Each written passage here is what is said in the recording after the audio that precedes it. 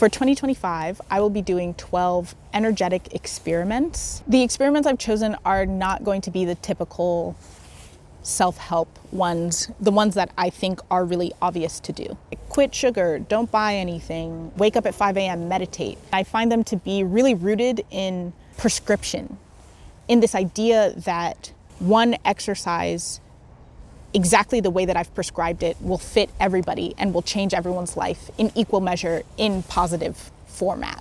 And that's just not true. If you are someone who, for example, experiences a lot of rumination, you feel like you're stuck in a loop in your thoughts, meditation is not always going to be helpful, because what are you doing other than forcing yourself to sit in that loop of thoughts, especially if you don't know other tools about getting out of that loop.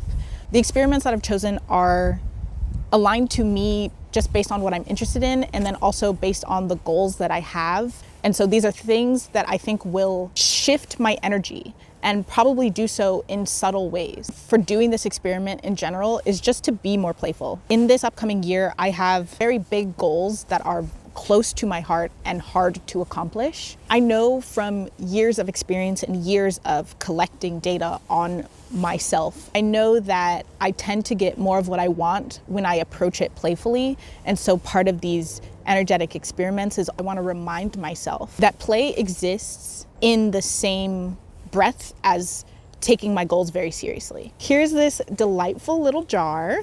Oh, let me explain this first.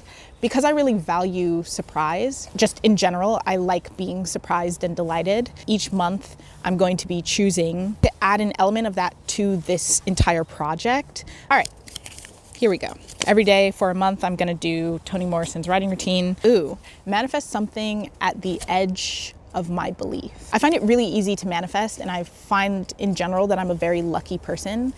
But I do know that it's easy to manifest something that I feel certain I'm going to have. But something at the edges of my belief is going to be interesting. Share a channeled message every day. This is basically my coy way of trying to get me into maybe short form social media. I don't really like it over there. Read one or more academic article every day. That actually is more about the fact that I want to be reading more science, and I know that when I read more, I create more, and especially when I'm learning, I feel better. 2 hours a day outside. I hope I don't get this in February. Oh, set a specific frequency. This is a practice that I learned through Xenia Varai, whose business is called Myths of Creation, where you like almost imagine yourself as if you were a radio and you set your frequency to something. Dressed to the nines with an optional photo shoot every day. Do you guys remember Supersize Me? The man, I think his name is Morgan. There was this man who chose to eat McDonald's every day for a year because he just wanted to see what would happen. And I wanted to do a version of that, except for that I don't like messing up my life. Generally, dressing up every single day obviously is not something that could even remotely ruin my life, but it is something that I find to be really annoying. And so I'm interested to see how actively annoying myself every day is gonna turn out, I guess. Visualization.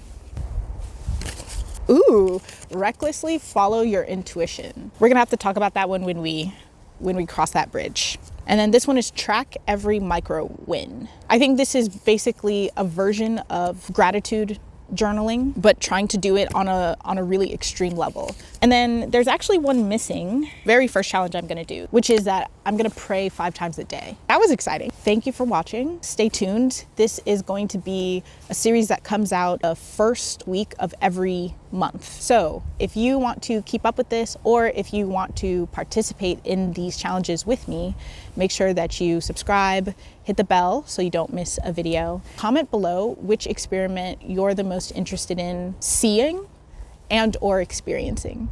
Bye.